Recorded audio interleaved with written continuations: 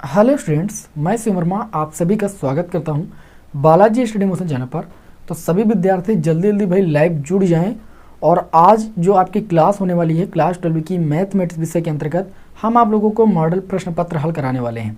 पिछली क्लास में मैंने आप लोगों को जो मॉडल प्रश्न पत्र हल कराया था वो 2022 का सेट नंबर 6 था और उसमें मैंने क्वेश्चन नंबर 1 से ले करके वो सारे प्रश्न मैंने सॉल्व करा दिए थे जो कि 1 नंबर और 2 नंबर वाले थे। आज की जो क्लास है वो बहुत ही दमदार क्लास है क्योंकि आज की क्लास में आप लोगों को हम 5 नंबर वाले प्रश्नों का हल कराने जा रहे हैं। तो सभी विद्यार्थी भाई वीडियो को शेयर जरूर कर दें और आज की क्लास से आप सभी लोगों के बोर्ड एग्जाम के 100% 25-30 नंबर कंफर्म हो जाएंगे क्योंकि 5-5 नंबर वाले जो प्रश्न मैं आपको सॉल्व कराने जा रहा हूँ बोर्ड एग्जाम की दृष्टि से बहुत ज़्यादा महत्वपूर्ण है। तो चलिए बिना समय को लॉस किए अपनी क्लास को हम शुरू करते हैं। तो देखिए 2 नंबर वाले जितने भी प्रश्न थे 1 नंबर वाले मैंने सॉल्व करा दिया, मैंने आप सभी से बताया, यानी क्वेश्चन नंबर 4 तक मैंने प्रश्नों को सॉल्व करा दिया था। आज चलिए आगे बढ़ते हैं और क्वेश्चन नंबर 5 से शुरू करते हैं। क्वेश्चन नंबर 5 का पार्ट। क्वेश्चन नंबर 5 के का पार्ट में भैया ये दिया गया है कि सिद्ध कीजिए 2 tan inverse under root B upon A बराबर cos inverse A minus B upon में ए प्लस बी। इंपॉर्टेंट सवाल है, ठीक है, प्रतिलोम त्रिकोणमिति फलन का सवाल है। सिद्ध क्या करना है? सिद्ध आपको करना है tan इनवर्स, ध्यान से समझ लीजिए, under root B upon A equal to आपको प्रूव करना है cos inverse A minus B upon में ए प्लस बी। ठीक, ये चीज़ सिद्ध करना है। तो इसके लिए हम क्या करेंगे, देखिए बहुत ही आसान बढ़िया क्वेश्चन है आपका।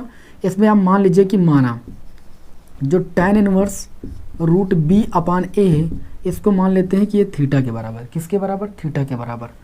तो जो अंडर रूट बी अपान ए हो जाएगा वो भैया tan थीटा के बराबर हो जाएगा क्योंकि tan इनवर्स उधर जाएगा तो ये tan थीटा बन जाएगा। अब अगर वर्ग कर दे दोनों पक्षों का, वर्ग करने पर ध्यान दीजिए, वर्ग करने पर तो भैया वर्ग करने पर आपका ये अंडर रूट हट जाएगा, ये केवल बी अपान ए हो जाएगा और ये आपका tan स्क्वायर थीटा हो जाएगा। इस तरीके से मैंने tan स्क्वायर थीटा की वैल्यू ज्ञात कर ली। अब आप लोगों ने एक cos 2 थीटा का फार्मूला पढ़ा है क्लास 11th में tan के पदों में, तो आप लगाओगे नाउ वी नो दैट, आप सभी लोग जानते हो कि cos 2 थीटा इक्वल टू आपका होता है 1 minus tan square theta upon में 1 प्लस tan स्क्वायर थीटा। सभी विद्यार्थी ये सूत्र जानते हैं। तो देखिए ये आपका हो जाएगा, यहाँ पर 2 थीटा को रोक लेंगे, 2 थीटा बराबर cos उधर जाएगा तो ये हो जाएगा cos इनवर्स ब्रैकेट के अंदर 1 minus tan square theta upon में 1 प्लस tan स्क्वायर थीटा। आप सभी लोग जानते हो कि यहाँ पर थीटा हमारी मानी हुई वैल्यू है तो थीटा को हम बदल देंगे। तो क्या करेंगे, देखिए भाई हमने माना है कि tan inverse under root B upon A बराबर थीटा। आप देख सकते हो कि tan थीटा बराबर under root B upon A है और tan स्क्वायर थीटा का मान बी अपान ए है। तो जहाँ पर tan स्क्वायर थीटा इसका मान रख देंगे भैया तो ये आपका हो जाएगा 2 और थीटा का अगर मान निकालेंगे, ध्यान दीजिएगा, अगर थीटा का मान निकालेंगे तो थीटा का मान था आपका tan inverse under root B upon A. Okay, 2 theta था, थीटा का मान यहाँ से उठा के रख दिया, उसके बाद कॉस इनवर्स इधर और आप देख सकते हो ब्रैकेट में 1 minus tan square theta, tan square theta की वैल्यू बी अपान ए रख दिया मैंने, बी अपान ए और नीचे भी 1 प्लस बी अपान ए। इस तरीके से मैंने मान रख दिया और इसे हम सॉल्व करने जा रहे हैं। तो हो जाएगा 2 tan इनवर्स है ना root B upon A equal to cos inverse, देखिए ए का गुणा 1 से हो जाएगा ए माइनस बी अपान में पूरे के बटे में ए प्लस बी अपान में ए। हल करोगे ए से ए आपका भैया कैंसिल हो जाएगा, क्लियर है? तो ये आपका हो जाएगा 2 tan inverse under root B upon A equal to cos inverse, ऊपर बच जाएगा ए माइनस बी अपान में बच जाएगा ए प्लस बी। आप देख सकते हो कि प्रश्न में आपको यही चीज़ प्रूफ करनी थी।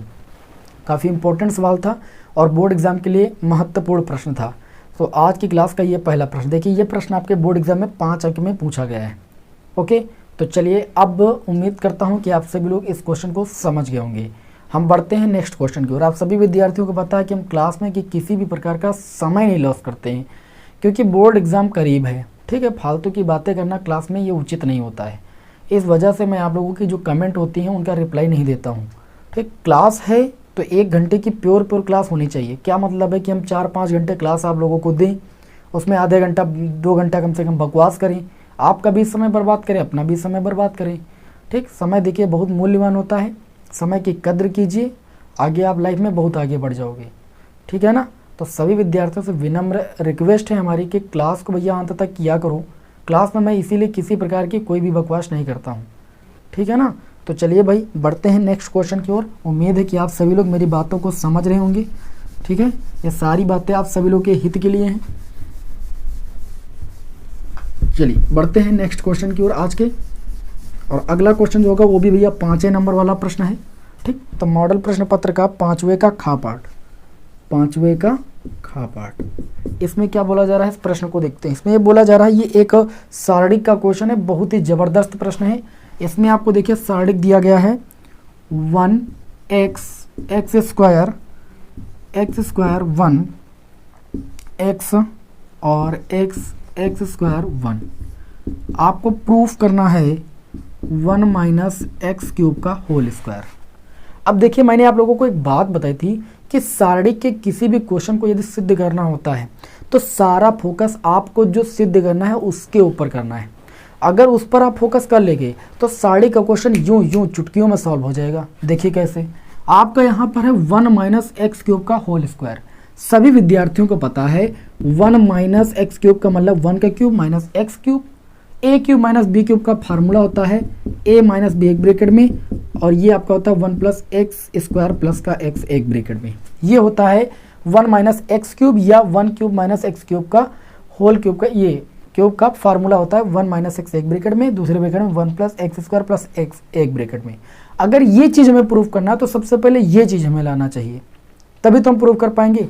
तो अगर देखें तो ये वाला जो स्टेप है वो हमें मिल जाएगा इनको इसको मतलब C1 की वैल्यू अगर प्राप्त कर लें C1 plus C2 plus C3 से, यानी कॉलम 1 की वैल्यू अगर प्राप्त कर लें column 1 plus column 2 plus column 3 से। आप चाहो तो R1 R2 R3 जोड़ लो तब भी मिल जाएगा, जैसे मिल जाए वो संक्रिया आप लगा लीजिए। तो मैं कॉलम 1 की वैल्यू प्राप्त कर रहा हूँ, ठीक है। तो कॉलम 1 की वैल्यू हम प्राप्त कर रहे हैं 1 प्लस एक्स प्लस ये एक्स स्क्वायर हो जाएगा, थोड़ा आगे पीछे होगा, ठीक है। यहाँ पर भी आपका 1 प्लस एक्स स्क्वायर हो जाएगा, यहाँ पर भी 1 प्लस एक्स स्क्वायर हो जाएगा। दूसरे कॉलम में आपका वैसे देखिए C2 C3 में कोई परिवर्तन नहीं करना, आप C1 की वैल्यू प्राप्त करो तीनों को जोड़ करके, तो जो परिवर्तन होगा वो C1 में होगा, यानी कॉलम 1 में होगा। कॉलम 2 को वैसे नोट कर देंगे, इसमें कोई हस्तक्षेप नहीं करेंगे। कॉलम 3 को भी वैसे नोट कर देंगे हम, ठीक। इस तरीके से हमने नोट कर दिया। अब क्या करेंगे हम, जो ये कॉलम 1 है इससे 1 प्लस एक्स स्क्वायर उभयनिष्ठ ले लेंगे, लिखेंगे C1 से। देखिए और आपको एक एक स्टेप लिखना बहुत ज़रूरी है। C1 से 1 प्लस एक्स स्क्वायर उभयनिष्ठ लेने पर, क्या लेने पर भाई, उभयनिष्ठ लेने पर। तो चलिए उभयनिष्ठ ले लेते हैं। तो उभयनिष्ठ ले लेंगे तो देखिए ये आपका हो जाएगा 1 प्लस एक्स प्लस का एक्स स्क्वायर, ये आपका 1 1 1 बच जाएगा, ये हो जाएगा x, ये हो जाएगा 1, ये हो जाएगा एक्स स्क्वायर x और ये 1 हो जाएगा। क्लियर है।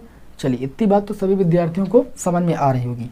अब अगर हम बात करें तो अगर हमें 1 माइनस एक्स क्यूब लाना है, क्योंकि होल स्क्वायर है तो एक बार तो पहले लेकर आए, तो हमें 1 माइनस एक्स चाहिए। अब सारा फोकस हमें 1 माइनस एक्स पर करना है, एक स्टेप आ चुका है। तो 1 माइनस एक्स कैसे मिलेगा, देखिए अगर हम देखें तो हमें 1 प्लस एक्स स्क्वायर मिल चुका है, और 1 माइनस एक्स की बात करें तो C1 की वैल्यू अगर C1 माइनस C2 से प्राप्त कर ले तो काम हो जाएगा मेरा। तो हम क्या करेंगे, C1 की वैल्यू प्राप्त करेंगे C1 माइनस C2 से। तो चलिए भाई इससे इसको घटाएंगे तो ये मिल जाएगा 1 माइनस एक्स।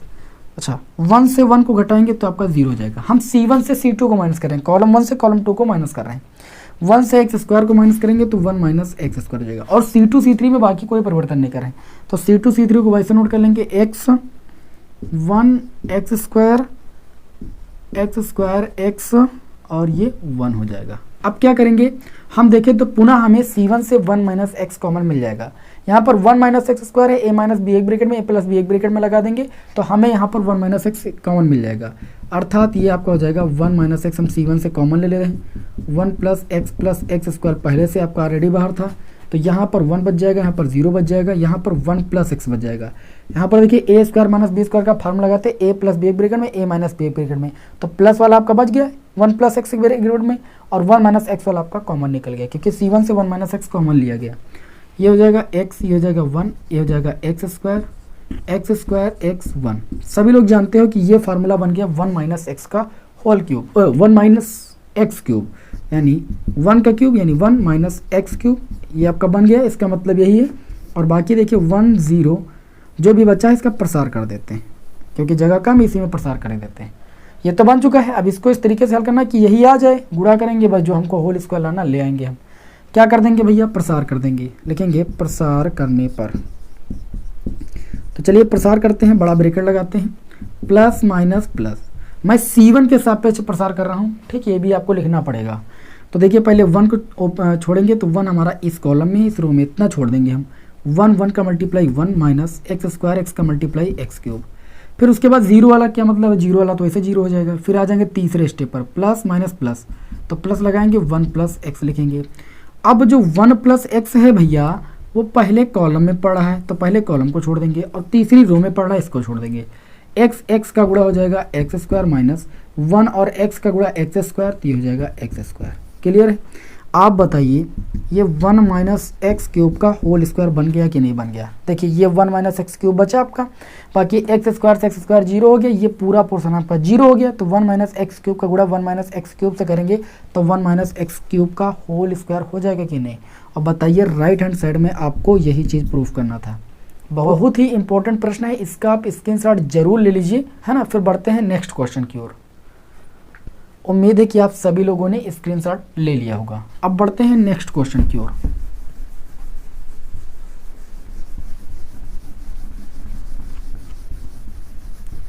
अगला जो क्वेश्चन होगा वो 5वें का गा पार्ट होगा। ये भी प्रश्न आपके बोर्ड एग्जाम में 5 नंबर में पूछा गया है, तो सभी विद्यार्थी भाई ध्यान से देखेंगे इस प्रश्न को और मजा आने वाला है इस प्रश्न में। 5वें का गा पार्ट, इसमें ये बोला गया है, एक निश्चित समाकलन का क्वेश्चन है, 5 नंबर का क्वेश्चन है, 5वें का ये गा पार्ट है। इंटीग्रेशन आई इक्वल टू हमें दिया गया है, क्या दिया गया है, लिमिट 0 टू पाई है, एक्स लिखा हुआ गलत लिखा हुआ है, यह है एक्स डी एक्स अपान में आपको दिया गया है A square cos square X plus B square sine square X. Clear है इतनी बात। अब अगर यहाँ पर हम बात करें, हमें क्या करना है, इसका मान निकालना कभी कभी सिद्ध करने के लिए भी आ जाता है। तो मान निकालना या सिद्ध करना हो आपको तो प्रगुण आने चाहिए, ठीक, जो निश्चित समाकलन के प्रगुण होते हैं।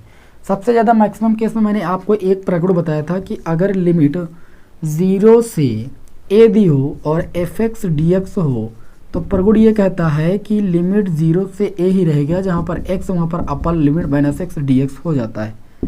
इस प्रगुण का यूज करेंगे, इसको समीकरण मान लेंगे, तो इस प्रगुण का यूज करेंगे तो आई इक्वल टू जाएगा लिमिट 0 टू पाई, एक्स के स्थान पर pi minus x, upper limit से हम एक्स को माइनस कर रहे हैं इस प्रगुण की सहायता से। अपान में हो जाएगा ए स्क्वायर और ये हो जाएगा कॉस स्क्वायर, एक्स के स्थान पर upper limit minus X plus B square भैया साइन स्क्वायर और ये अपर लिमिट माइनस एक्स और इनटू में डी एक्स हो गया। इसे आप सॉल्व कर लीजिए तो आई इक्वल टू आपको मिल जाएगा लिमिट 0 टू पाई, ऊपर हो जाएगा पाई माइनस एक्स, नीचे देखिए ए स्क्वायर ये कॉस स्क्वायर एक्स ही रहेगा, हल करके देख लो। Cos 180 minus theta cos theta होता है, लेकिन माइनस का कॉस थीटा होता है, माइनस कॉस थीटा का स्क्वायर करोगे क्योंकि स्क्वायर लगा है तो ये प्लस हो जाएगा। फिर इसी तरीके से ये हो जाएगा बी स्क्वायर और साइन तो बदलता वैसे भी नहीं है, साइन पॉजिटिव भी रहता तो ये साइन 180 माइनस थीटा साइन ही रहेगा और ये हो जाएगा डी एक्स। इसको हम समीकरण 2 मान लेंगे और लिखेंगे समीकरण 1 प्लस 2। जब भी ये प्रगुण लगता है तो दोनों समीकरणों को जोड़ा ही जाता है मैक्सिमम केसेस में। आई और आई एलएचएस में जोड़ोगे तो 2i हो जाएगा इक्वल टू लिमिट 0 टू पाई। देखिए दोनों का हर भैया सेम है तो एक हर ले लेते हैं, A square cos square X plus B square sine square X और ये डी एक्स हो जाएगा। अच्छा आप बताइए जब पाई माइनस एक्स में आप प्लस का एक्स जोड़ोगे तो केवल पाई बचेगा कि नहीं, माइनस एक्स प्लस एक्स तो 0 हो जाएगा। तो चलिए भाई इतना कर लिया, आप क्या करेंगे, ये हो जाएगा आई इक्वल टू, ये अचर पद है, समाकलन करते वक्त इसको बाहर कर लेंगे पाई को, तो पाई को बाहर कर लिया और इधर 2i था तो 2 आ गया पाई के बटे में। ये हो जाएगा लिमिट 0 टू पाई और ये 1 अपान आपका बच गया A square cos square X plus B square sine square X और इनटू में डी एक्स। क्लियर इतनी बात। अब एक प्रगुण ये कहता है कि अगर यहाँ 2 से मल्टीप्लाई करते तो यहाँ पाई बाई 2 हो जाता है, लिमिट में 2 से भाग कर देते हैं। तो इस प्रगुण का यूज करेंगे तो ये आपका हो जाएगा 2 से 2 कैंसिल, ये आई इक्वल टू हो जाएगा पाई और ये जाएगा लिमिट 0 टू पाई बाई 2। ध्यान दीजिएगा भाई। अब यहाँ पर क्या करेंगे, हम कॉमन ले लेंगे। कॉमन क्या लेंगे, हम कॉमन लेंगे बी स्क्वायर और कॉस स्क्वायर एक्स, ठीक, कॉमन मिले या नहीं मिले, लेकिन लेंगे इसलिए जिससे इसका समाकलन हम आसानी से कर सके। कैसे भी समझ में आ जाएगा। अगर हम कॉस स्क्वायर एक्स कॉमन ले लेंगे तो ये आपका हो जाएगा ए स्क्वायर अपान बी स्क्वायर, और यहाँ पर कॉस स्क्वायर कॉमन ले लिए। देखिए ए स्क्वायर था इसमें पहले से, बी स्क्वायर कॉमन लिया तो बी स्क्वायर बटे में आ गया, क्योंकि कॉमन जब नहीं मिलता तो बटे में चला जाता है। कॉस स्क्वायर एक्स मैंने कॉमन ले लिया, यहाँ पर देखिए तो प्लस बी स्क्वायर मैंने कॉमन लिया है, साइन स्क्वायर एक्स है, साइन स्क्वायर एक्स और कॉमन लिया मैंने कॉस स्क्वायर एक्स, तो ये हो जाएगा साइन स्क्वायर एक्स के बटे में कॉस स्क्वायर एक्स। कॉमन नहीं मिलता तो बटे में ले जाते हैं, इनटू में डी एक्स।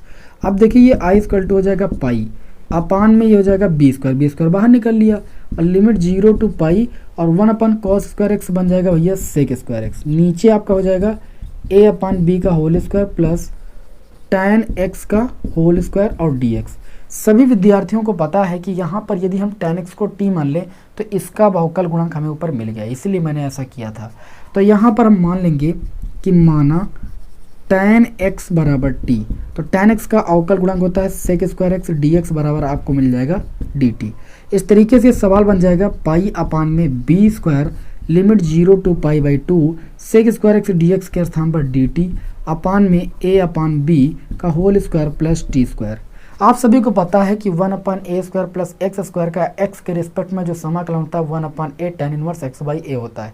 उसी फार्मूले का यहाँ पर यूज कर देंगे तो ये आपका हो जाएगा पाई बाई बी स्क्वायर, और इसका समाकलन हो जाएगा tan, पहले 1 अपान ए करेंगे तो ये हो जाएगा 1 अपान ए के स्थान पर a बटे बी हो, ए के स्थान पर a बटे बी, और सूत्र था tan inverse x by x के स्थान पर t और बाई ए के स्थान पर a बटे बी, और लिमिट आपकी 0 से पाई बाई 2 है, उसको रख देंगे। क्लियर इतनी बात। चलिए अब इसको थोड़ा आगे सॉल्व कर लेंगे, जो हमें लाना है वो आ जाएगा, वैसे लाना नहीं, इसका मान ही निकालना है तो वही आपका आ जाएगा, ठीक है ना। चलिए इसको आगे सॉल्व करते हैं।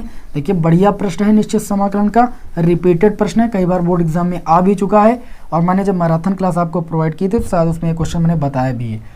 आई इक्वल टू, देखिए ये आपका हो जाएगा पाई अपान में बी स्क्वायर, और यहाँ पर क्या करेंगे, सबसे पहले देखिए जब अपर लिमिट पुट करेंगे, ठीक है ध्यान दीजिएगा, अपर लिमिट ऐसे नहीं पुट करना है, क्योंकि देखिए पूरा फलन हमारा x के पदों में था, तो पहले x का मान रखिए और या तो फिर यहाँ से लिमिट आप चेंज कीजिए भाई t के पदों में।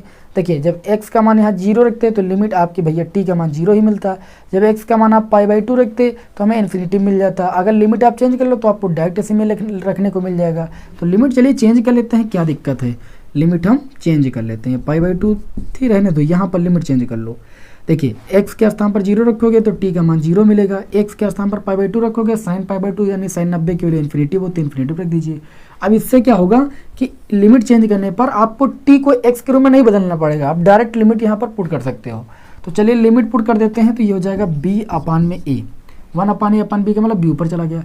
अब इसमें पुट करेंगे t के स्थान पर अपर लिमिट, तो ये हो जाएगा इन्फिनिटी, ठीक, अपान में कुछ भी हो, उसके बाद माइनस, फिर ये आपका हो जाएगा, देखिए कितना हो जाएगा, अपर लिमिट मैंने इसमें पुट कर दिया माइनस लोअर लिमिट, तो tan इनवर्स कितना हो जाएगा 0, और tan 0 की वैल्यू तो भैया आपको वैसे ही पता 0 होती है। तो यहाँ पर आपका हो जाएगा I equal to pi upon में बी स्क्वायर इंटू में b अपान ए, और ये हो जाएगा tan इनवर्स, tan इन्फिनिटी होता है tan पाई बाई 2 का मान, बाकी tan इनवर्स 0 का मतलब ये 0 ही आएगा, क्योंकि tan 0 का मान 0 होता है। तो इस तरीके से आई इक्वल टू आपको मिल जाएगा पाई, ये b से b कैंसिल हुआ, a और b बच गया ए बी, और गुड़े में आप देखिए tan inverse tan theta theta के बराबर यानी पाई बाई 2 के बराबर, गुड़ा करेंगे तो पाई पाई का गुड़ा पाई स्क्वायर, और अपान में कितना मिल जाएगा 2ab, और यही हमारे इस क्वेश्चन का भैया हल हो जाएगा। कभी कभी ये सिद्ध करने के लिए बोला जाता है, कभी कभी यहाँ पर मान निकालने के लिए बोल लिया जाता है। तो ये क्वेश्चन 8 नंबर में भी आने की संभावना है, ये मत सोचेगा कि ये 5 नंबर में ही आएगा। ओके चलिए ये आज की क्लास का हमारा तीसरा क्वेश्चन था, ठीक है, मॉडल प्रश्न पत्र का। अब हम बढ़ेंगे चौथे प्रश्न की ओर, जो कि हमारा आएगा अवकलन के अनुप्रयोग नामक चैप्टर से। तो इसे रफ कर देते हैं यहाँ पर, और उम्मीद करता हूँ कि सभी विद्यार्थियों को हमारे ये सवाल और ये हमारे जो प्रश्न हैं समझ में भी आ रहे होंगे और अच्छे लग रहे होंगे। ऐसा लग रहा होगा कि हाँ ठीक है, अगर इससे ऐसे ही तैयारी करेंगे तो एग्ज़ाम में हमारा बेड़ा पार हो जाएगा अच्छे नंबरों से। चलिए भाई देखिए, मॉडल प्रश्न पत्र जो होता है हल करना बहुत ज़रूरी होता है। अगर आप मॉडल प्रश्न पत्र नहीं हल करते हो तो भैया जानकारी फिर नहीं आपको हो पाएगी। चलिए देखते हैं आज के क्लास का अगला प्रश्न। अगला प्रश्न दिया गया कि वक्र X square upon 4 plus Y square upon में 25 इक्वल टू 1 पर उन बिंदुओं को ज्ञात कीजिए जिन पर स्पर्शी रेखाएं एक्स अक्ष के समांतर हैं। अब यहाँ पर वक्र का समीकरण दिया गया है एक्स स्क्वायर अपान में 4, उसके बाद दिया गया है वाई स्क्वायर अपान में 25 इक्वल टू 1। बोला गया है कि इस पर स्थित उन बिंदुओं को ज्ञात कीजिए जिन पर जो स्पर्शी रेखाएं हैं, जिन पर जो स्पर्शी रेखाएं वो एक्स अक्ष के समांतर है। जब स्पर्शी रेखाएं एक्स अक्ष के समांतर होती है तो जो डी बाई डी एक्स का मान होता है वो 0 के बराबर होता है, और लंबवत होती हैं तो डी एक्स अपान डी वाई का मान 0 के बराबर होता है। तो यहाँ पर पहले इसका हम क्या करेंगे, एक्स के सापेक्ष अवकलन करेंगे। एक्स के सापेक्ष अवकलन, मैंने इस सवाल को बताया था मैराथन क्लास में। अवकलन करने पर जो भी विद्यार्थियों ने कोई भी चैप्टर की मैराथन क्लास छोड़ दी है तो उसको ज़रूर देख लीजिए। वो एक मैराथन क्लास ही नहीं है बल्कि उसमें सभी महत्वपूर्ण प्रश्नों का समावेश भी किया गया है। तो उन क्लासों को कर लेते हो तो आपको कोई भी प्रकार की दिक्कत नहीं होने वाली है। अब एक्स के सापेक्ष अवकलन करेंगे तो 1/4 बाहर हो जाएगा, एक्स स्क्वायर का अवकलन भैया 2x हो जाएगा, ठीक है। 1/25 अचर पद बाहर हो जाएगा, वाई स्क्वायर का अवकलन 2y हो जाएगा, y का अगेन करेंगे तो dy बाई dx हो जाएगा, एक अचर पद का अवकलन 0 हो जाएगा। इस तरीके से 2/25 y और ये हो जाएगा dy by dx equal to, ये उधर जाएगा 2 से इसको काटेंगे तो ये उधर जाएगा तो ये हो जाएगा भैया माइनस का x/2, x/2 बचेगा, उधर जाएगा माइनस का हो जाएगा। और देखिए अगर यहाँ से तो ये आपको dy बाई dx बराबर कितना मिलने वाला है, माइनस का 25 x और बटे में 2y का गुणा करेंगे तो ये हो जाएगा 4y, ठीक। अब चूंकि स्पर्शी रेखाएं x अक्ष के समांतर हैं तो लिखेंगे प्रश्नानुसार जो स्पर्शी रेखाएं x अक्ष के समांतर हैं तो हम dy बाई dx, कंडीशन पता है जब x अक्ष के समांतर होती है तो dy बाई dx बराबर 0, लंबवत होती तो dx बाई dy बराबर हम किसको दिखाते हैं 0 के बराबर। तो यहाँ पर dy बाई dx का मान आया है माइनस का 25x और बटे में 4y बराबर 0, यानी x बराबर हमें कितना मिलेगा 0। तो जब x बराबर 0 तो y बराबर कितना मिलेगा यहीं पर रख दीजिए, x के स्थान पर 0 रखोगे तो ये वाई स्क्वायर बटे 25 बच जाएगा, ये तो 0 हो जाएगा बराबर 1। तो वाई स्क्वायर बराबर 25 तो y का मान आ जाएगा +-5, क्योंकि स्क्वायर उधर जाएगा अंडर रूट लग जाएगा और 25 पर अंडर रूट रखने का मतलब +-5 मिलेगा। तो x का मान 0 रहा तो y का मान हमें एक बार +5 मिला और x का मान 0 रहा तो एक बार y का मान -5 मिला। इस तरीके से ये आपके बिंदु हो जाएंगे। प्रश्न में यही पूछा गया था कि उन बिंदुओं को ज्ञात कीजिए, तो बिंदु यही होंगे जिन पर स्पर्शी रेखाएं x अक्ष के समांतर होंगी। अगर ये कहता कि स्पर्शी रेखाएं x अक्ष के लंबवत होती तो आप यहाँ पर dx बाई dy को 0 दिखाते। ये दोनों कंडीशन याद रखिएगा, अक्सर इस पर सवाल बनता जरूर है एक बार, ठीक है ना।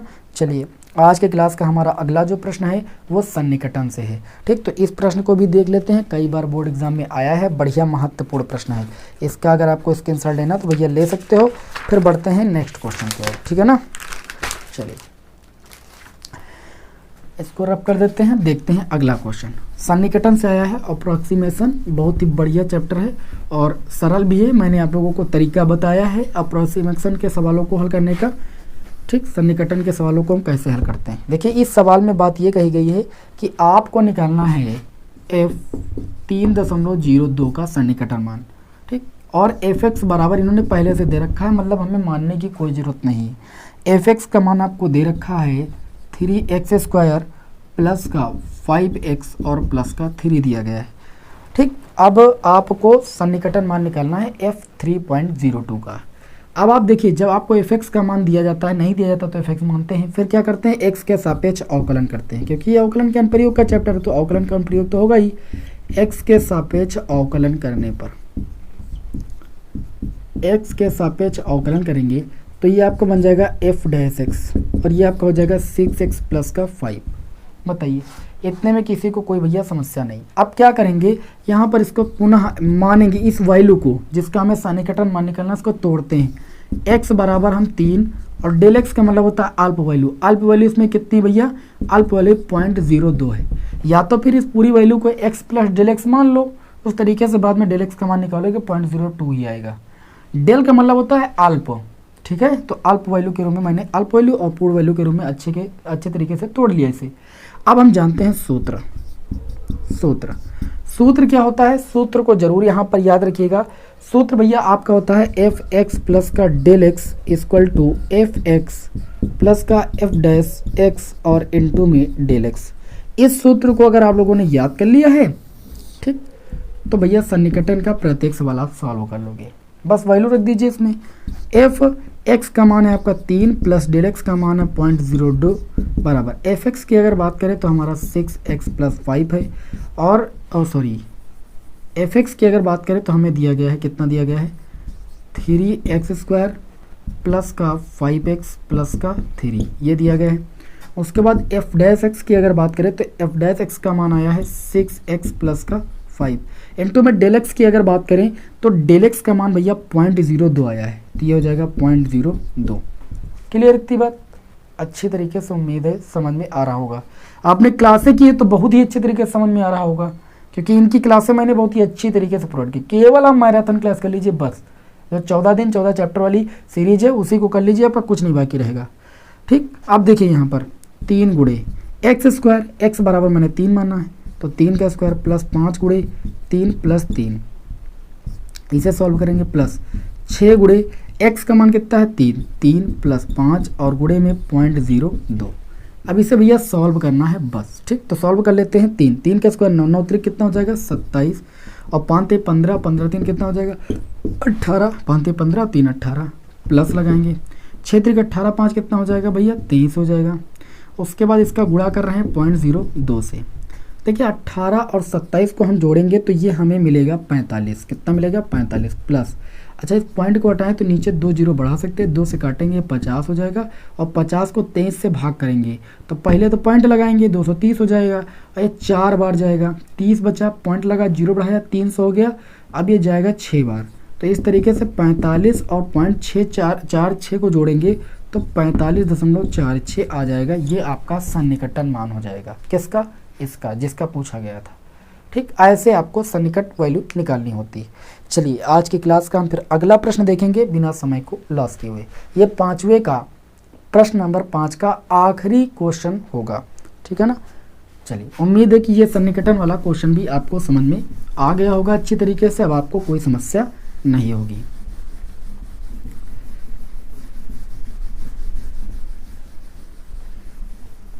चलिए आगे बढ़ते हैं। आप लोगों को हम बताएं तो यहाँ पर जो अगला क्वेश्चन है चा पार्ट 5वें का चा पार्ट, तो इसमें दिया गया है e की पावर cos x का किसके सापेक्ष आपको अवकल गुणांक ज्ञात करना है, साइन स्क्वायर x के सापेक्ष अवकल गुणांक निकालना है। आपको हम बता दें जब एक फलन का किसी दूसरी फलन के सापेक्ष हमें अवकल गुणांक ज्ञात करने की बात कही जाए तो सिंपल आपको क्या करना है, सबसे पहले फलन को मान लेना है u के बराबर e की पावर cos x, और v को दूसरे फलन को v के बराबर मान लीजिए। अब फलन हमारा x के पदों में तो अवकलन तो x के सापेक्ष ही होगा, इसमें कुछ कहने वाली बात नहीं। तो यहाँ पर जब du/dx का मान निकालोगे तो e की पावर cos x का अवकलन पहली बात तो e की पावर cos x ही होगा। ठीक, क्योंकि e की पावर x का अवकलन e की पावर x होता है। फिर x के स्थान पर जो है उसका अगेन करते हैं, तो x के स्थान पर cos x का अगेन करेंगे तो माइनस का sin x हो जाएगा। उसके बाद यहाँ पर अगर देखें इसका x के सापेक्ष अवकलन करेंगे तो dv/dx का मान कितना मिलेगा, साइन स्क्वायर x का अवकलन होता है 2 sin x, और sin x का अगेन करेंगे तो cos x हो जाएगा। अब चूंकि हमें इस फलन का अवकलन करना है इसके सापेक्ष, जिसके सापेक्ष करते हैं उसको बटे में रखते हैं। ठीक, तब हमें वैल्यू निकालना है du/dv की। तो पहले ऊपर वाले को लिखेंगे e की पावर cos x और इनटू में माइनस का sin x, अपान में इसको रखेंगे dx से dx कैंसिल हो जाएगा, du/dv आएगा। ठीक, या आप ऐसे लिख सकते हो du/dx अपान में dv/dx, तभी आपको du/dv मिलेगा, dx से dx कैंसिल। अब du/dx की जो वैल्यू है वो माइनस sin x और इनटू में e की पावर cos x है, अपान में dv/dx की वैल्यू आपकी आ गई है 2 sin x और इनटू में cos x। sin x से sin x कैंसिल, ये आप आ जाएगा -1/2, ऊपर 1 बचा नीचे बटे में 2 बचा, 1/cos x बन जाएगा भैया sec x, और इनटू में e की पावर आपका हो जाएगा cos x। ओके, तो ये चीज़ आपको लानी थी, मतलब अवकलन करना था, अवकल गुणांक प्राप्त करना था, तो ये प्राप्त हो गया। ये क्वेश्चन आपके बोर्ड एग्जाम में भैया 5 नंबर में आया है। ठीक है, तो ऐसा नहीं है कि कोई प्रश्न पत्र आसान होगा कोई प्रश्न कठिन होगा, तो ऐसा तो बनता रहता है, चलता रहता है। कोई प्रश्न पत्र बहुत ही आसान हो जाता है। जैसे बात करें इस प्रश्न पत्र की तो 5 नंबर में अगर ऐसे प्रश्न आ रहे हैं तो ये प्रश्न पत्र आपका आसान ही है। तो यही होता है कि कभी कभी बोर्ड एग्जाम में प्रश्न पत्र जो होता है आसान आ जाता है, कभी कभी कठिन आ जाता है, तो ये तो चलता रहता है, लेकिन मेहनत करना आपका कार्य है, आपको मेहनत तो करना है। चलिए अब हम बढ़ते हैं अगले 6वें क्वेश्चन के का पार्ट की ओर, है ना। यहाँ पर देखते हैं कि इसमें क्या पूछा जा रहा है, इसे रब कर दें। 6 का पार्ट देखते हैं। क्वेश्चन नंबर 6 का जो का पार्ट है, इसमें एक ये कंटिन्यूटी का क्वेश्चन है। 5 नंबर में पूछा गया है कि निम्नलिखित फलन के सांतत्य एवं अवकलनीयता पर विचार कीजिए। ठीक, यहाँ पर एफ एक्स इक्वल टू आपको जो फलन दिया गया है, ध्यान देना है आपको, फलन दिया गया है x यदि x greater than equal to 2, X square यदि x लेस देन 2। इस तरीके से आपको एक फलन डिफाइन किया गया है और बोला जा रहा है कि निम्नलिखित फलन के सांतत्य एवं अवकलनीयता का क्या कीजिए भाई, पर विचार कीजिए कि सतत है या नहीं, अवकलनीय है कि नहीं, दोनों चीज़ें आपको देखनी है। तो सबसे पहले हम सतत के लिए देखेंगे तो लेफ्ट हैंड लिमिट निकालते हैं। तो लेफ्ट हैंड लिमिट के लिए पहले फंक्शन तो ज्ञात करें। तो लेफ्ट हैंड लिमिट के लिए फंक्शन क्या होगा, लेफ्ट हैंड लिमिट के लिए लेस देन वाला होता है, तो आपका जो एफ एक्स हो जाएगा वो कितना हो जाएगा, एक्स स्क्वायर हो जाएगा। अभी आपका हो जाएगा limit X tends to, limit कितनी है 2, 2 से हल्की कम वैल्यू पर निकालते हैं, उसे लेफ्ट हैंड लिमिट बोलते हैं। फंक्शन आपका जो होगा उसको रखेंगे तो ये हो जाएगा limit X tends to 2 minus function LHL के लिए जो फंक्शन है वो आपका एक्स स्क्वायर है, और इसमें 2 रखोगे, 2 का स्क्वायर कितना हो जाएगा, 4 हो जाएगा। RHL निकाल लोगे आप। RHL के लिए सबसे पहले आप फलन का मान निकालो, तो फलन का मान कितना आ जाएगा, RHL के लिए जो फलन का मान है x ग्रेटर देन जब होता है तो सामने वाला जो फलन होता है वो RHL के लिए होता है, यानी x हो जाएगा।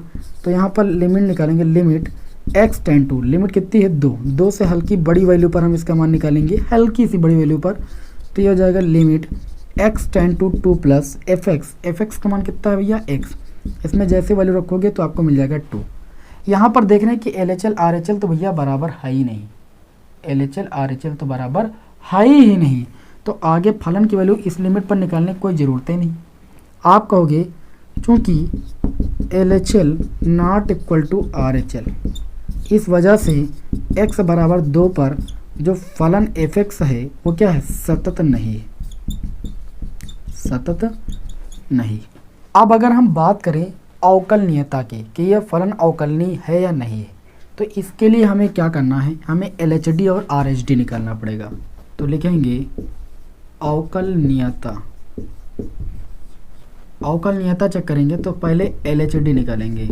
सूत्र सभी लोगों को पता होना चाहिए, सूत्र होता है limit h tends to 0, f जो भी लिमिट होती है उससे हम माइनस करते हैं, माइनस एफ ए अपान में माइनस एच करते हैं। RHD में क्या करते हैं, फलन में a plus H minus F A upon में प्लस का एच होता है। तो LHD के लिए अगर फंक्शन की बात करें तो LHD के लिए फंक्शन एक्स स्क्वायर है, इसमें लिमिट से h माइनस करके पुट करेंगे तो हमें भैया मिल जाएगा लिमिट h टेंड टू 0, जहाँ पर x है वहाँ पर रखना हमें लिमिट, लिमिट कितनी है 2, 2 माइनस एच, ठीक, एक्स स्क्वायर है तो यहाँ पर क्या कर देंगे, स्क्वायर कर देंगे, माइनस एफ ए, मतलब इसमें क्या करना है, पूरे फलन में हमको लिमिट पुट करना है, तो 2 पुट करेंगे, 2 का स्क्वायर कितना आएगा 4 अपान में माइनस का h। तो इस तरीके से लिमिट h टेंड्स टू 0, यहाँ पर देखिए a माइनस बी का होल स्क्वायर, a स्क्वायर 2 का square 4 plus B square h square minus 2ab यानी 4h माइनस का 4 और बटे में माइनस का h, माइनस 4 प्लस 4 0 हो जाएगा। तो ये हो जाएगा लिमिट h टेंड्स टू 0, ऊपर से अगर h कॉमन ले लें तो ये हो जाएगा h माइनस का 4 और बटे में माइनस का h, माइनस माइनस का h से h कैंसिल हो जाएगा, और जब h tends to 0 limit put कर देंगे तो 0 माइनस 4 और बटे में माइनस 1 बचेगा जिसका मान 4 के बराबर होगा। इस तरीके से LHD हम ज्ञात कर लेते हैं। अब क्या निकालेंगे, RHD। देखिए सतत तो नहीं है, तो आपने चेक कर लिया। अब हम ये देखेंगे अगर LHD RHD बराबर भैया तो ये अवकलनीय होगा, नहीं तो अवकलनीय नहीं होगा। निकालेंगे RHD। RHD में क्या करते हैं, limit h tend to 0, f जो लिमिट होती है उसमें h plus minus F A upon में h, इस सूत्र का उपयोग करके निकालते हैं। तो ये हो जाएगा लिमिट h टेंड टू 0। अब भैया फार्मूले आप नहीं याद किए हो, मैंने आपको सवाल कराए हैं, प्लेलिस्ट में जाकर देख लो अच्छे तरीके से, ठीक। F A plus H, RHD के लिए फलन की बात करें तो RHD के लिए फलन x है, x में लिमिट प्लस h पुट करेंगे यानी 2 प्लस h हो जाएगा, माइनस एफ ए का मतलब लिमिट यहाँ पर पूरी पूरी पुट कर देंगे, x के स्थान पर 2 ही मिलेगा अपान में h, ये हो जाएगा लिमिट h टेंड टू 0। बताइए ये हो जाएगा 2 प्लस h माइनस 2 अपान में कितना हो जाएगा h, ये माइनस 2 प्लस 2 0 हो जाएगा, h अपान h से कैंसिल हो जाएगा, केवल 1 आ जाएगा। जब 1 आ जाएगा तो हम h इसमें कहीं है नहीं, तो लिमिट पुट करने कोई मतलब है नहीं। मतलब RHD में हमको 1 मिल गया, LHD में हमें 4 मिल गया। आप देखिए क्या LHD जो है वो RH के बराबर है, अवकलनीयता के लिए हम LHD RHD निकालते हैं तो बराबर नहीं है, और जब बराबर नहीं तो हम कहेंगे x बराबर 2 पर जो fx है वो क्या भैया अवकलनीय भी नहीं होगा, अवकलनीय नहीं है। तो इस तरीके से किसी दिए गए फलन की हम सतता और अवकलनीयता चेक करते हैं। बताइए बात समझ में आई कि नहीं समझ में आई? समझ में आई तो स्क्रीनशॉट ले लीजिए, फिर बढ़ते हैं नेक्स्ट क्वेश्चन की ओर। तो अगला क्वेश्चन है हमारा समाकलन के अनुप्रयोग चैप्टर का, बहुत ही मस्त और बहुत ही बढ़िया सा क्वेश्चन है। इसे अगर आप ध्यान से नहीं समझोगे तो शायद आपको समझ में कम आए। सभी विद्यार्थियों से रिक्वेस्ट है कि इस क्वेश्चन को अच्छी तरीके से समझिएगा, ठीक है। आपको यहाँ पर समाकलन के अनुप्रयोग का अगला क्वेश्चन आपसे पूछा गया है, ये 5 नंबर में प्रश्न आपके एग्जाम में आया हुआ है। इसमें देखिए क्या बोला जा रहा है, ये 6वें का कौन सा पार्ट है भाई, खा पार्ट है। एक रेखा का समीकरण दिया गया है, रेखा का समीकरण ये दिया गया है y = 3x + 2। अब इस प्रश्न को जो लोग ध्यान से नहीं पढ़ेंगे उसको ये नहीं समझ में आएगा। इसमें बोला कि रेखा y = 3x + 2, उसके बाद बोला x अक्ष, फिर बोला गया है कि कोटियों x बराबर -1 और x बराबर 1 से घिरे भाग का क्षेत्रफल ज्ञात कीजिए। सबसे पहले हम आपको एक बात बताते हैं, जब रेखा का समीकरण y = mx + c के रूप में दिया हो तो समझ जाना कि रेखा आपकी ऐसे होगी, है ना। अगर वो मूल बिंदु से कब जाएगी उसकी कंडीशन तो बाद में है। पहले यहाँ पर बात करें x अक्ष की बात कही गई। x अक्ष के लिए y बराबर हम कितना रखते हैं, 0 रखते हैं। अगर x अक्ष पर बोला गया तो y बराबर 0 रखेंगे। तो जब y के स्थान पर 0 रखेंगे तो 3x + 2 यानी x बराबर हमें मिल जाएगा -2/3। मतलब x अक्ष पर जो ये रेखा है वो -2,3 पर काटती है। -2,3 आपका x अक्ष के इधर कहीं पर होगा और इससे ये रेखा ऐसे गुजर जाती है, ठीक है ना। अभी आपको क्या करना है कि जो रेखा गुजरती है इसका समीकरण दिया गया y = 3x + 2। ये जो रेखा गुजरती है इसकी आपको घिरे भाग का क्षेत्रफल निकालना है। उसमें कोटियां दी गई हैं, x बराबर -1 एवं x बराबर 1। अब x बराबर जो -1 होगा वो -2/3 से इधर की ओर होगा, यहाँ पर आपका कहीं पर होगा x बराबर -1, ये x बराबर -1 होगा। फिर x बराबर 1 की बात करें तो 1 प्लस का है तो वो तो x अक्ष की धन दिशा में जाएगा, 1 कहीं पर यहाँ पर होगा x बराबर 1। तो इस तरीके से इसको मिला लेंगे। तो जो ये एरिया आपकी घिर रही ये वाली, ध्यान से देखिएगा भैया, ठीक। और जो ये एरिया, इतनी एरिया जो घिर रही, इन दोनों एरियाओं का आपको क्या निकालना है, क्षेत्रफल निकालना है। तो कैसे निकालेंगे, सिंपल है। आप केवल लिखिएगा अभीष्ट छायांकित भाग का क्षेत्रफल, अभीष्ट छायांकित भाग का क्षेत्रफल। तो जो अभीष्ट छायांकित भाग का क्षेत्रफल हो जाएगा, सूत्र क्या था, y dx। y का मान कितना है 3x + 2, ये हो जाएगा dx। लिमिट की अगर बात करें तो ये x बराबर -1 से यहाँ पर कौन सा पॉइंट है आपका -2/3। तो आपको x बराबर -1 से निकालना है -2/3 तक, फिर -2/3 से इसी में -2/3 से आपको निकालना है x बराबर 1 तक। सूत्र वही लगेगा 3x + 2 × में dx यानी y dx। तो a = इसका हम समाकलन करेंगे 3, ये हो जाएगा x² 2 और +2 ये हो जाएगा x। लिमिट आपकी वही रहेगी -1 से -2/3, -1 से -2/3, फिर प्लस लगाएंगे। यहाँ पर देखिए 3 बाहर हो जाएगा, x का समाकलन x² 2, लिमिट हो जाएगी -2/3 से 1 +2 dx है ना, तो 2 बाहर हो जाएगा और dx का x हो जाएगा, लिमिट आपकी -2/3 से 1 हो जाएगी। क्लियर है कि नहीं? बस आपको लिमिट पुट करना है, आंसर निकालना है। चलिए पुट करते हैं। नहीं कहोगे कि सर जी ने पुट नहीं किया। 2 बाहर हो जाएगा 3/2। अपर लिमिट -2/3 का स्क्वायर करेंगे, एक्स स्क्वायर है तो 4/9 हो जाएगा, माइनस लोअर लिमिट -1 का स्क्वायर आपका +1 हो जाएगा, माइनस सूत्र वाला ये आपका ऐसे हो जाएगा, +2 इंटू यहाँ पर भी अपर लिमिट -2/3 माइनस का 1 हो जाएगा। देखिए ये माइनस जैसे पुट करोगे माइनस सूत्र वाला ये प्लस का 1 हो जाएगा। अपर लिमिट माइनस लोअर लिमिट, ये सॉल्व कर लेना है, आप लोगों को सॉल्व कर लेना है। अब देखिए 3/2 अचर पद बाहर आ गया, अपर लिमिट यानी 1 का स्क्वायर 1 माइनस लोअर लिमिट -2/3 का स्क्वायर कितना हो जाएगा 4/9, फिर +2 यहाँ पर भी अपर लिमिट यानी x -2/3, ये माइनस का प्लस है पहले से ही तो प्लस का 2/3 हो जाएगा। अब कुछ नहीं करना है, इतना वर्क आप सभी लोगों को करना है, ठीक, कैलकुलेशन आप सभी लोगों को करना है, जो भी आएगा वो वर्ग इकाई में आएगा। हालांकि मैंने सवाल को अच्छे तरीके से डिस्कस कर दिया है, ठीक। अब बाकी आपको गुणा जोड़ घटाव करना है, इतना तो कर ही सकते हो भैया, यार इतना तो पढ़ा ही रहे हैं कि आप जोड़ घटाव गुणा भाग भी ना कर पाओ तो कितनी शर्मनाक वाली बात हो जाएगी, ठीक है ना। अब एक प्रश्न आपका उच्चिष्ट निम्निष्ट का आया है 5 नंबर में, इसको भी देख लेते हैं यहाँ पर, और एक रैखिक प्रोग्रामन की समस्या का क्वेश्चन है, इसको भी देख लेते हैं, ठीक है। यहीं पर देख लेंगे, एक सवाल को नहीं छोड़ेंगे, क्यों परेशान हो आप। अब अनसॉल्व पेपर्स लेकर चले हैं तो जो 5 नंबर वाले प्रश्न वो तो मैं पूरे आप लोगों को सॉल्व ही करा दूँ कम से कम, ठीक। इसके पहले मैंने जो आप लोगों को सेट सॉल्व कराया था, सेट जो सॉल्व कराया था उसमें 1 नंबर और 2 नंबर वाले सारे प्रश्न सॉल्व करा दिए थे। अब उसी सेट के हम 5 नंबर वाले सारे प्रश्नों को सॉल्व कराएंगे, फिर अगले वीडियो में आप लोगों को 8 नंबर वाले सारे प्रश्न सॉल्व करा देंगे, ठीक है ना। तो चलिए यहाँ पर देखते हैं भैया, अगला जो क्वेश्चन इसमें बोला गया कि सिद्ध कीजिए f(x) = आपको दिया गया है log x, है ना, और बटे में कितना दिया गया है x, लिखा है कि द्वारा जो ये प्रदत्त फलन है, द्वारा प्रदत्त फलन वो x बराबर e पर क्या है उच्चतम है भैया, x बराबर e पर उच्चतम, ये चीज़ क्या सिद्ध करना है बस। बाकी ज़्यादा कुछ आपको इस सवाल पर नहीं करना है, आपको जो भी फलन दिया गया है इसमें आपको ये सिद्ध करना है कि x बराबर e पर जो फलन है वो उच्चिष्ट है। उच्चिष्ट तो सिद्ध करना जानते हो आप सभी लोग, है ना, कोई फलन उच्चिष्ट कब होता है निम्निष्ट कब होता है अच्छे तरीके से आप लोग जानते हो। तो बस आपको उच्चिष्ट x बराबर e पर आपको इसे उच्चिष्ट दिखाना है। चलिए भाई देखते हैं, इंक थोड़ा डाल लेते हैं जिससे डाल के दिखाई दे। आप लोग बड़ा भैया शिकायत करते हो कि सर जी दिखाई नहीं पड़ा, रहे तो क्वालिटी वीडियो के बढ़ा लोगे तो दिखाई पड़ेगा, है ना। बाकी अपनी छोटी सी कुटिया है, इसी से आप लोगों को नॉलेज देने की कोशिश कर रहे हैं और उम्मीद करते हैं कि अच्छा लगता होगा आप लोगों को। चलिए देखते हैं, यहाँ पर f(x) बराबर log x/x दिया गया है।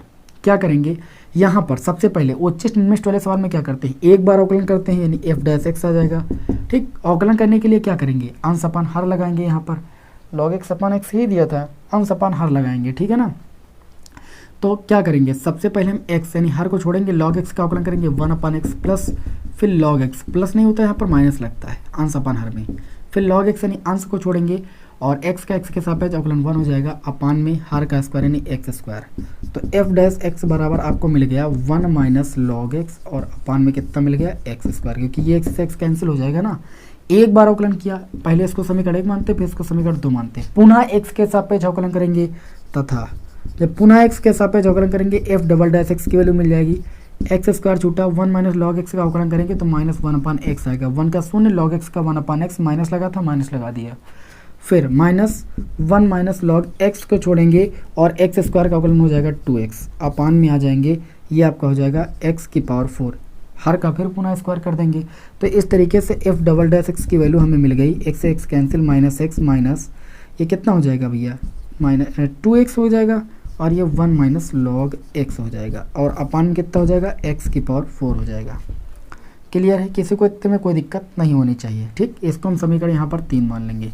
अच्छा, उच्चिष्ट और निम्निष्ट मान के लिए क्या करते हैं, मैंने हजारों बार आपको बताया है कि उच्चिष्ट व निम्निष्ट मान के लिए, निम्निष्ट मान के लिए, उच्चिष्ट व निम्निष्ट मान के लिए जो एक बार अवकलन होता है उसको हम 0 के बराबर दिखा देते हैं, जो पहली बार अवकलन करते हैं। तो f'(x) की वैल्यू को जब 0 के बराबर दिखाएंगे 1 माइनस log x अपान में x स्क्वायर को 0 के बराबर दिखाएंगे, तो आप देख सकते हो कि 1 माइनस log x बराबर भैया आपको 0 मिल जाएगा, x स्क्वायर का गुणा 0 से हो जाएगा, 0 बटे में 1, 1 का गुणा इससे हो जाएगा।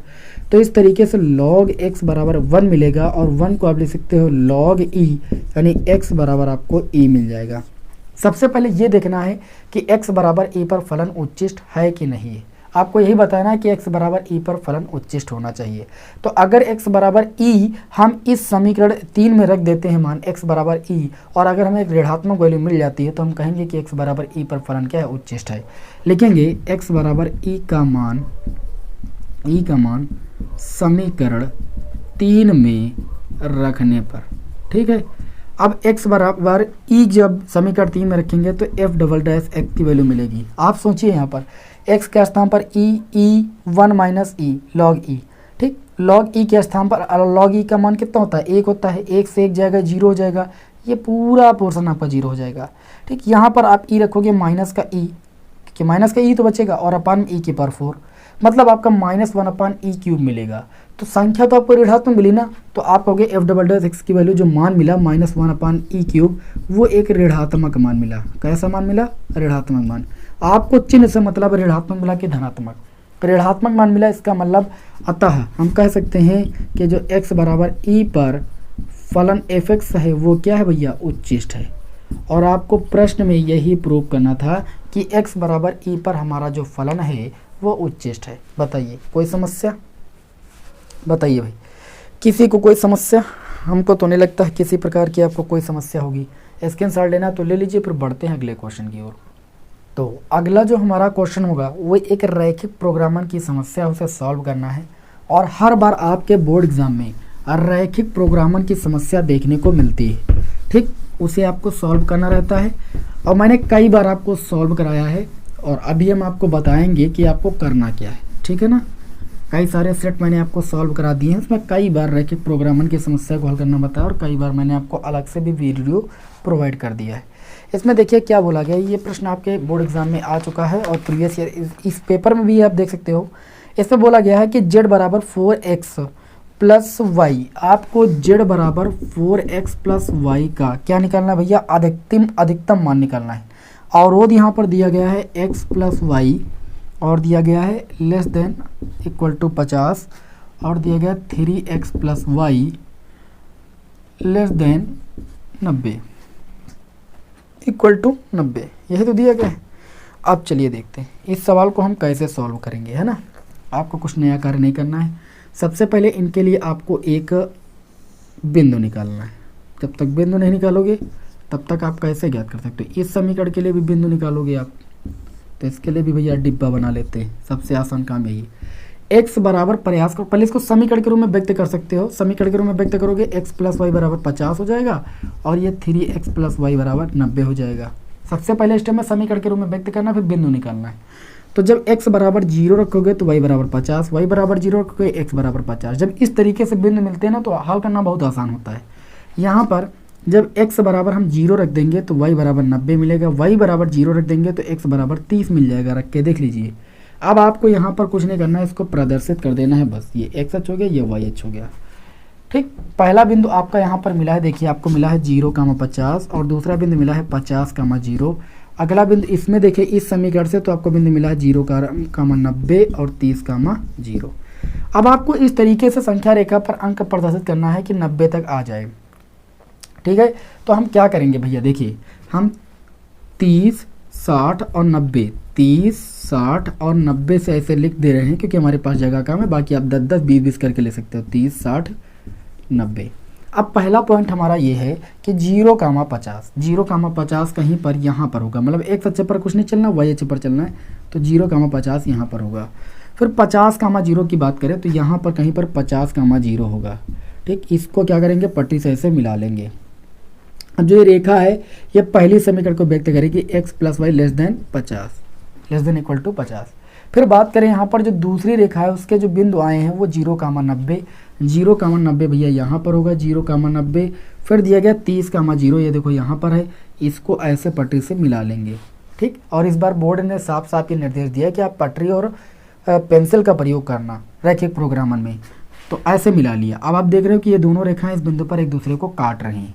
आपका कार्य ये है कि आपको क्या करना है, आपको ये प्रच्छेद बिंदु निकालना है, ठीक है ना। अब एरिया आपको निकालना है, अभीष्ट एरिया। देखिए कैसे, मैं आपको बताता हूँ। अगर मैं बात करूँ इस रेखा की, ठीक, इस रेखा की, तो इस रेखा का समीकरण ये था आपका, क्या था, x plus Y less than equal to 50। मैं आपको सॉल्व करना बता रहा हूँ, ठीक। तो इसमें इसके अंतर्गत देखें तो मूल बिंदु यानी ओरिजिन पॉइंट आपका 0,0 पड़ता है। अगर x के स्थान पर 0, y के स्थान पर 0 रख दें तो 0 लेस देन इक्वल टू 50 हो जाएगा। क्या ये कंडीशन निकल के ये सत्य है? तो आप कहोगे सत्य है, 50 तो 0 से बड़ा होता है। अगर ये सत्य है भैया तो इसका मतलब इसका जो क्षेत्र होगा वो अंदर की ओर ऐसे ऐसे होगा। पटरी से ऐसे खींच लीजिएगा। फिर बात करें जो दूसरी रेखा खींची है, दूसरी रेखा का समीकरण है आपका 3x + y लेस देन 90। इसके भी अंतर्गत आपका 0,0 पड़ता है, तो 0 0 रखेंगे तो 0 लेस देन इक्वल टू 90। अब आप ये जब हमने 0 0 x y के स्थान पर पुट किया तो जो कंडीशन मिली वो सत्य मिली कि नहीं मिली? 90 तो 0 से बड़ा होता है, तो इसके द्वारा जो एरिया होगी वो भी अंदर की ओर बाउंडेड होगी, ऐसे समझ रहे हो ना। तो इसकी एरिया यहाँ से बाउंडेड होगी, यहाँ से, ठीक, और इसके एरिया यहाँ से ऐसे बाउंडेड होगी। तो ये अभीष्ट इतना छायांकित भाग हो जाएगा। अब इस अभीष्ट छायांकित भाग में कोनी बिंदु कौन कौन से लग रहे हैं? तो एक लग रहा है ओरिजिन पॉइंट, एक लग रहा है ये आपका 0,50 और एक लग रहा है यहाँ पर आपका 50,0 और एक मिल रहा है इन दोनों का प्रच्छेद बिंदु, जो कि आपको इन दोनों समीकरणों को हल करने पर प्राप्त होगा। तो पहले जो समीकरण है उसको लिख लीजिएगा x + y = 50 और जो दूसरी समीकरण है 3x + y = 90। एक दूसरे को घटा दोगे, y कैंसिल, ये आपका -2x हो जाएगा और 50 से 90 घटाओगे -40, माइनस कैंसिल और 2 से काटोगे x बराबर आपको 20 मिल जाएगा। मैं जल्दबाजी में बता रहा हूँ, इतना आप समझ पा रहे हो। x बराबर जब 20 मिल गया तो y बराबर आपको कितना मिलेगा? y बराबर आपको 30 मिल जाएगा। ठीक, आप रख के देख लीजिएगा किसी समीकरण में। इस तरीके से 20,30 आपको बिंदु मिल जाएगा। अब आपको अधिकतमीकरण निकालना है, तो ये जो z बराबर आपका 4x + का y है, इसमें आप 4 बिंदुओं को रखकर मान निकालोगे। एक 0,0 क्योंकि एक कोनी बिंदु आता है तो z का मान 0 मिलेगा। 0,0 पर अगर देखें तो z का मान 0 मिलेगा। दूसरा बिंदु 0,50 पर निकालेंगे तो 0,50 पर निकालेंगे तो z का मान हमें भैया 50 मिलेगा। x के स्थान पर 0 रखोगे तो 0 + 50 ही 50 हो जाएगा। और अगर आप 50,0 पर निकालोगे, 50 को 2 से z बराबर 200 मिल जाएगा। और उसके बाद अगला कोई पॉइंट है 20,30, 20,30 रखोगे तो z का मान कितना मिल जाएगा? 20 रखोगे, 20 को 80 और +30, ये कितना हो जाएगा? 110। आपसे ये बोला गया था अधिकतमीकरण, तो अधिकतमीकरण 50,0 पर हो रहा है। ठीक, अधिकतम मान बोला गया तो 50,0 कोनी बिंदु पर अधिकतम मान हमें मिल रहा है कितना? 200। इस तरीके से रैखिक प्रोग्रामर की समस्या को सॉल्व करना होता है। मैंने केवल आपको सिखाया है, ठीक, कि कैसे रैखिक प्रोग्रामर की समस्या को सॉल्व करते हैं, कई बार बता चुके हैं। चलिए भाई, उम्मीद करता हूँ कि आप सभी को ये क्वेश्चन अच्छे तरीके से समझ में आया होगा। एक क्वेश्चन भैया प्रायिकता का है, मैंने कई बार आपको प्रायिकता के क्वेश्चन सॉल्व कराए हैं। तो एक क्वेश्चन मैं आप लोगों को होमवर्क के लिए देता हूँ, देखते हैं विद्यार्थी कर पाते हैं या नहीं कर पाते हैं। ठीक, नहीं कर पाओगे तो अगले वीडियो में आपको बता देंगे, लेकिन आपको होमवर्क हम दे रहे हैं इस क्वेश्चन को करने के लिए। आप सभी लोग इस क्वेश्चन को कीजिएगा। ठीक है, प्रायिकता का क्वेश्चन आपके स्क्रीन पर लिख कर आ रहा है। इस क्वेश्चन का जवाब हमें कमेंट बॉक्स में चाहिए। मैं देखना चाहता हूं कि कितने विद्यार्थियों की जो बोर्ड एग्जाम की तैयारी है वो बहुत ही अच्छे तरीके से चल रही है। बड़ा प्रश्न आज थोड़ा सा मैं दे रहा हूं, तो आप सभी लोग जो है घबराइएगा नहीं कर पाना तो कमेंट कीजिएगा, अगले वीडियो में आपको इसे हम बताएंगे। चलिए मिलते हैं आपको नेक्स्ट वीडियो में। जय हिंद, वंदे मातरम।